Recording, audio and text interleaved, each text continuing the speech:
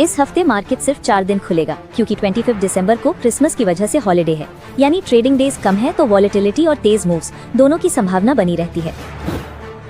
Nifty अभी भी 26,000 के आसपास बना हुआ है, जो ओवरऑल एक स्ट्रॉन्ग लेवल माना जाता है। पिछले हफ्ते मार्केट न ज्यादा ऊपर गया न बहुत नीचे, लेकिन बुल्स ने एंड में अच्छा कमबैक जरूर किया।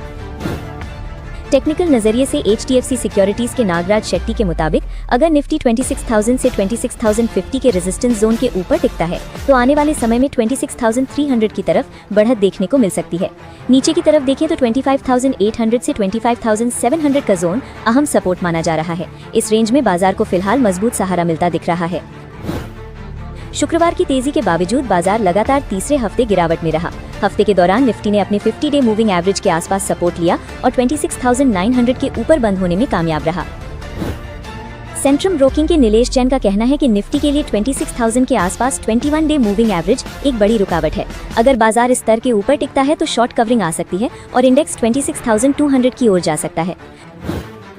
1 फरवरी को यूनियन बजट आने वाला है और जैसे जैसे तारीख पास आएगी प्री बजट न्यूज और रूमर्स मार्केट में वॉलेटिलिटी ला सकते हैं। फ्राइडे को इंडियन रुपी में मजबूत रिकवरी देखने को मिली। डॉलर के मुकाबले रुपी 91 के ऊपर से सुधरकर करीब 89.5 के आसपास पहुंच गया। रिपोर्ट्स के मुताबिक RBI ने रुपी को सपोर्ट किया है, यानी डॉलर सेल करके रुपी की डिमांड बढ़ाई गई।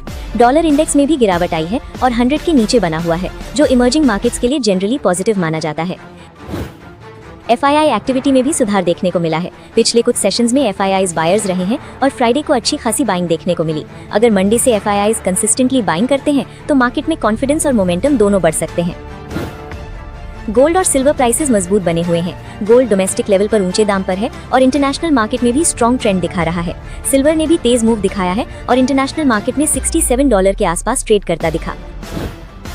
क्रिप्टो मार्केट में बिटकॉइन और इथेरियम दोनों में हेवी वॉलेटिलिटी देखने को मिली है। शार्प मूव्स की वजह से बिगिनर्स के लिए रिस्क काफी ज्यादा बना हुआ है। Dollar index, US data, geopolitics और FII फ्लोज, ये सभी फैक्टर्स मिलकर इस हफ्ते मार्केट की दिशा तय करेंगे। सबसे अहम लेवल निफ्टी के लिए 26,000 रहेगा। अगर बुल्स इस लेवल को फिर से कैप्चर करके ऊपर क्लोज दे पाते हैं तो सेंटिमेंट मजबूत हो सकता है। ग्लोबल लेवल पर जापान और US से जुड़े कई डेटा ऐसे थे जो मार्केट को तोड़ सकते थे, लेकिन स्ट्रॉन्ग नेगेटिव ट्रिगर नहीं मिला। इसी वजह से बुल्स को थोड़ी बढ़त मिलती दिखी। फ्राइडे को इंडियन मार्केट बंद था, लेकिन US मार्केट में डो जोन्स करीब 183 पॉइंट्स और नैस्डैक करीब 300 पॉइंट्स ऊपर बंद हुआ, जो ग्लोबल सेंटिमेंट के लिए पॉजिटिव संकेत माना जा सकता है। US में एप्स्टीन फाइल्स को लेकर बड़ा पॉलिटिकल कंट्रोवर्सी चल रहा है। कुछ डॉक्यूमेंट्स पब्लिक हुए हैं, लेकिन कई फाइल्स ब्लर और ब्लैक स्ट्रिप्स के साथ जारी की गई हैं, जिसको लेकर वहां काफी हंगामा है। डिपार्टमेंट ऑफ जस्टिस ने कहा है कि कुछ फाइल्स बाद में खोली जाएंगी, जिस पर ऑपोजिशन सवाल उठा रही है। इस मुद्दे पर US पॉलिटिक्स काफी गर्म हो चुकी है। डोनाल्ड ट्रंप का नाम डॉक्यूमेंट्स में आया है, लेकिन फिलहाल कोई नई फोटो सामने नहीं आई है। इसी वजह से मामला और सेंसिटिव बन गया है और ग्लोबल मार्केट्स की नजर US पर बनी हुई है। आने वाला हफ्ता US पॉलिटिक्स के लिहाज से काफी इंटरेस्टिंग रह सकता है। अगर एप्स्टीन केस से जुड़ी कोई बड़ी नई जानकारी सामने आती है तो US मार्केट और इनडायरेक्टली इंडियन मार्केट पर असर पड़ सकता है। दिसंबर के आखिरी दिनों में सैंटा रैली की चर्चा शुरू हो जाती है। ये वो फेज माना जाता है जब मार्केट्स में सीजनल बाइंग देखने को मिलती है और सेंटिमेंट थोड़ा पॉजिटिव रहता है। सैंटा रैली इसी हफ्ते से शुरू होने वाले टाइम फ्रेम में आती है। 23 दिसंबर को US GDP डेटा रिलीज होगा, जो इस हफ्ते का सबसे बड़ा इकोनॉमिक ट्रिगर माना जा रहा है। इसके साथ ही इंडस्ट्रियल प्रोडक्शन और कंज्यूमर कॉन्फिडेंस डेटा भी उसी दिन आएंगे। जियोपॉलिटिकल फ्रंट पर रशिया यूक्रेन वॉर अब भी जारी है और मिडिल ईस्ट से जुड़ी एक्टिविटीज भी सामने आ रही हैं, जिससे क्रूड ऑयल प्राइसेस पर असर पड़ सकता है। क्रूड ऑयल पर नजर रखना जरूरी है क्योंकि ब्रेंट क्रूड करीब $60 के आसपास है और WTI क्रूड करीब $56 के स्तर पर ट्रेड करता दिखा। इंडिया US ट्रेड डील को लेकर लंबे समय से चर्चा चल रही है, लेकिन जब तक US सुप्रीम कोर्ट से जुड़ा कोई बड़ा फैसला नहीं आता तब तक किसी ऑफिशियल अनाउंसमेंट की उम्मीद कम है। अल्ट्राटेक सीमेंट ने बताया है कि उसे करीब 782.2 करोड़ रुपए का GST डिमांड नोटिस मिला है। कंपनी का कहना है कि वो इस ऑर्डर की पूरी समीक्षा कर रही है और सही कानूनी मंच पर इसे चुनौती देगी, इसलिए फिलहाल इसे अंतिम देनदारी नहीं माना जा रहा। KEC इंटरनेशनल को बड़ी राहत मिली है क्योंकि दिल्ली हाई कोर्ट ने power grid corporation of India limited के उस आदेश पर रोक लगा दी है जिसमें कंपनी को 9 महीने के लिए टेंडर से बाहर किया गया था। अब अगले आदेश तक KEC इंटरनेशनल चल रही और आने वाली बोलियों में हिस्सा ले सकेगी। फोर्टिस हेल्थकेयर ने बेंगलुरु के 125 बेड वाले पीपल ट्री हॉस्पिटल को 430 करोड़ रुपए में खरीदने का समझौता किया है। ये अधिग्रहण फोर्टिस की पूरी तरह स्वामित्व वाली सब्सिडियरी इंटरनेशनल हॉस्पिटल लिमिटेड के जरिए किया जाएगा, जिससे दक्षिण भारत में कंपनी की मौजूदगी और मजबूत होगी।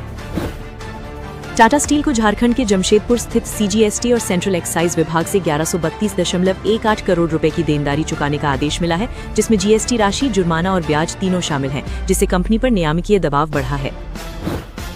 IHL यानी इंडियन होटल्स कॉर्पोरेशन लिमिटेड ने ताज जीवी के होटल्स में अपनी 25.52% हिस्सेदारी बेचने को मंजूरी दे दी है। इस फैसले के बाद कंपनी अपने कोर हॉस्पिटैलिटी बिजनेस पर ज्यादा फोकस कर सकती है। वेदांता के लिए पॉजिटिव संकेत देते हुए फिच रेटिंग्स ने इसकी यूके स्थित parent company Vedanta resources LTD का आउटलुक स्टेबल से बढ़ाकर पॉजिटिव कर दिया है। मजबूत कमाई की उम्मीद, कर्ज में कमी और बेहतर फाइनेंशियल डिसिप्लिन इसके पीछे की बड़ी वजह मानी जा रही है। वारी एनर्जीज ने अपने रिन्यूएबल एनर्जी बिजनेस को आगे बढ़ाने के लिए एक नई subsidiary hydro Bloom energy private limited बनाई है। ये कंपनी इसकी पूर्ण स्वामित्व वाली इकाई वारी फॉरएवर एनर्जीज प्राइवेट लिमिटेड के तहत गठित की गई है। श्री सीमेंट ने विदर्भ क्षेत्र में 2000 करोड़ रुपए का निवेश का ऐलान किया है। इस निवेश से 2 MTPA क्षमता की नई सीमेंट यूनिट लगेगी, जो कंपनी की कुल उत्पादन क्षमता को 68 MTPA से 80 MTPA तक ले जाने की योजना का हिस्सा है। टाटा केमिकल्स ने बताया है कि उसकी विदेशी subsidiary Tata chemicals international PTE limited ने सिंगापुर की नोवा बे PTE लिमिटेड को खरीदने के लिए शेयर परचेज एग्रीमेंट साइन किया है। ये डील करीब 25 मिलियन यूरो में होगी, लेकिन इसे पूरा होना कुछ शर्तों पर निर्भर करेगा। इन्फोसिस ने ADR प्राइस में आई तेज हलचल पर सफाई देते हुए कहा है कि फिलहाल कोई भी ऐसी प्राइस सेंसिटिव जानकारी नहीं है जिसे छिपाया गया हो। कंपनी के मुताबिक कम ट्रेडिंग वॉल्यूम और लिमिटेड लिक्विडिटी की वजह से ये वॉलेटिलिटी देखने को मिली। जुपिटर वैगन्स में प्रमोटर तात्रा वगोना ने अपनी हिस्सेदारी बढ़ाई है। प्रमोटर ने करीब 135 करोड़ रुपए खर्च कर 0.55% अतिरिक्त हिस्सेदारी खरीदी है, जिसे कंपनी में प्रमोटर का बढ़ता भरोसा माना जा रहा है। डोन टेक्नोलॉजी इंडिया का शेयर करीब 13,241 रुपए के आसपास ट्रेड कर रहा है और ये अपने 1 साल के निचले स्तरों के करीब है। पहले भी इस स्टॉक में 50% तक की बड़ी गिरावट आ चुकी है, जिसके बाद तेज रैली देखने को मिली थी, इसलिए करेक्शन को लंबे नजरिए से देखा जा रहा है। सितंबर क्वार्टर के मुताबिक डोन टेक्नोलॉजी इंडिया में प्रमोटर होल्डिंग लगभग स्थिर है, लेकिन FII और DII दोनों की हिस्सेदारी बढ़ी है। इसके उलट पब्लिक होल्डिंग में साफ कटौती दिख रही है, जो ये संकेत देता है कि गिरावट में स्मार्ट मनी एंट्री कर रही है। AB एंटरप्राइजेज इंडिया लिमिटेड करीब 6,685 रुपए के आसपास बंद हुआ है और ये भी अपने 52 वीक लो के पास ट्रेड कर रहा है। लॉन्ग टर्म चार्ट में इस स्टॉक ने कई बार तेज उछाल और गहरी गिरावट दिखाई है, जो मार्केट साइकिल का हिस्सा है। इस कंपनी में प्रमोटर की हिस्सेदारी थोड़ी कम जरूर हुई है, लेकिन उससे ज्यादा FII और DII ने खरीदारी की है। पब्लिक होल्डिंग में अच्छी खासी गिरावट देखने को मिली है, जिससे साफ है कि संस्थागत निवेशक यहाँ भरोसा दिखा रहे हैं। ज्योति CNC ऑटोमेशन करीब 960 रुपए के आसपास ट्रेड कर रहा है और ये भी 52 वीक लो जोन के पास है। ये स्टॉक पहले 500 रुपए से बढ़कर 1300 रुपए तक गया था, जिसके बाद अभी करेक्शन चल रहा है, जो एक हेल्दी प्रक्रिया मानी जाती है। ज्योति CNC ऑटोमेशन में प्रमोटर होल्डिंग 62% से ज्यादा है, जो इस लिस्ट में सबसे मजबूत मानी जा सकती है। साथ ही FII और DII दोनों की हिस्सेदारी बढ़ी है, जबकि पब्लिक होल्डिंग लगातार कम हो रही है। सिरमा SGS टेक्नोलॉजी का शेयर करीब 736 रुपए के आसपास है और ये बाकी स्टॉक्स के मुकाबले 52 वीक हाई जोन के ज्यादा करीब नजर आता है। इस स्टॉक ने पहले भी ब्रेकआउट के बाद मजबूत मोमेंटम दिखाया है, लेकिन यहाँ भी बीच बीच में करेक्शन आते रहे हैं। सितंबर क्वार्टर के डेटा के मुताबिक सिरमा SGS टेक्नोलॉजी में प्रमोटर और पब्लिक दोनों ने कुछ हिस्सेदारी घटाई है, जबकि DII की हिस्सेदारी में तेज बढ़त देखने को मिली है। इसका मतलब ये है कि लॉन्ग टर्म निवेशक धीरे धीरे पोजीशन बना रहे हैं। LG अल्ट्रा ग्राइंड का शेयर करीब 1200 रुपए से थोड़ा नीचे ट्रेड कर रहा है और ये 52 वीक लो के आसपास है। ये स्टॉक अपने तेज उतार चढ़ाव के लिए जाना जाता है, जहां बड़ी तेजी के बाद गहरी गिरावट भी देखने को मिलती है। LG अल्ट्रा ग्राइंड में प्रमोटर होल्डिंग लगभग स्थिर है, लेकिन FII और DII की हिस्सेदारी में इजाफा हुआ है। पब्लिक होल्डिंग घट रही है, जिससे साफ है कि यहाँ भी संस्थागत निवेशक धीरे धीरे खरीदारी कर रहे हैं। अल्काइल अमीन्स केमिकल्स लिमिटेड करीब 1600 रुपए के आसपास बंद हुआ है और ये केमिकल सेक्टर के अंडर परफॉर्मिंग फेज का हिस्सा है। 2020 के बाद आई तेज रैली के चलते इस सेक्टर में पिछले कुछ साल से कंसोलिडेशन और करेक्शन चल रहा है। इस स्टॉक में 2800 रुपए का लेवल बेहद अहम माना जाता है, क्योंकि पहले इसी जोन से बड़ा ब्रेकआउट और फिर ब्रेकडाउन देखने को मिला था। जब तक स्टॉक इस लेवल के नीचे है, अंडर परफॉर्मेंस बनी रह सकती है। इस स्टॉक की खास बात यह है कि लंबे समय से कमजोर प्रदर्शन के बावजूद प्रमोटर अपनी हिस्सेदारी धीरे धीरे बढ़ा रहे हैं। साथ ही FII और DII की होल्डिंग भी क्वार्टर दर क्वार्टर बढ़ी है, जबकि पब्लिक होल्डिंग घटती जा रही है। सेबी ने शेयर बाजार के नियमों में बड़ा बदलाव करते हुए 22 दिसंबर 2025 से नॉन FNO स्टॉक्स में शॉर्ट सेलिंग पर रोक लगाने का फैसला किया है। इसका मतलब अब निवेशक सिर्फ उन्हीं शेयरों में शॉर्ट सेलिंग कर पाएंगे जो फ्यूचर्स एंड ऑप्शन सेगमेंट में शामिल हैं। सेबी ने ये कदम बाजार में बढ़ती वॉलेटिलिटी और सेटलमेंट से जुड़े रिस्क को देखते हुए उठाया है। नॉन FNO शेयर्स में शॉर्ट सेलिंग को लेकर ट्रांसपेरेंसी और रिस्क मैनेजमेंट पर सवाल उठ रहे थे, इसलिए नियमों को और सख्त किया गया है। नए नियमों के तहत अब रिटेल और इंस्टीट्यूशनल दोनों तरह के इन्वेस्टर्स सिर्फ FNO एलिजिबल स्टॉक्स में ही शॉर्ट सेलिंग कर सकेंगे। इससे रिस्की और कम लिक्विडिटी वाले शेयरों में अनियंत्रित गिरावट पर रोक लगेगी। मार्केट एक्सपर्ट्स मानते हैं कि नॉन एफएनओ शेयर्स में शॉर्ट सेलिंग पर रोक से खासतौर पर स्मॉल कैप और मिड कैप स्टॉक्स की लिक्विडिटी पर असर पड़ सकता है। कुछ ब्रोकर्स का कहना है कि कैश मार्केट में ट्रेडिंग वॉल्यूम घट सकता है। आने वाले हफ्ते में कुल 11 नए पब्लिक इश्यूज खुलने जा रहे हैं। खास बात यह है कि इन 11 में से 10 आईपीओज एसएमई सेगमेंट से होंगे, यानी इस हफ्ते प्राइमरी मार्केट में एसएमई आईपीओज का दबदबा साफ नजर आएगा, जबकि मेन बोर्ड से सिर्फ एक ही आईपीओ आएगा। मेन बोर्ड सेगमेंट का एकमात्र IPO Gujarat kidney and super speciality का होगा, जो 22 दिसंबर को खुलेगा और 24 दिसंबर को बंद होगा। इसका प्राइस बैंड 108 से 114 रुपए प्रति शेयर तय किया गया है। एसएमई सेगमेंट की बात करें तो 22 से 24 दिसंबर के बीच सुंड्रिक सॉयल, श्यामधानी इंडस्ट्रीज, डाचेपवी पब्लिशर्स और ईपीडब्ल्यू इंडिया के आईपीओज निवेशकों के लिए खुलेंगे। इसके अलावा 23 से 26 दिसंबर के बीच अपोलो टेक्नो इंडस्ट्रीज, बाई काकाजी पॉलीमर्स, एडमैक्स सिस्टम्स, नंता टेक और धारा रेल प्रोजेक्ट्स के आईपीओज में भी सब्सक्रिप्शन का मौका मिलेगा। एसएमई सेगमेंट का एक और आईपीओ E2E ट्रांसपोर्टेशन इंफ्रास्ट्रक्चर का होगा, जो 26 दिसंबर को सब्सक्रिप्शन के लिए खुलेगा, यानी पूरे हफ्ते एसएमई आईपीओज की लाइन लगी रहेगी।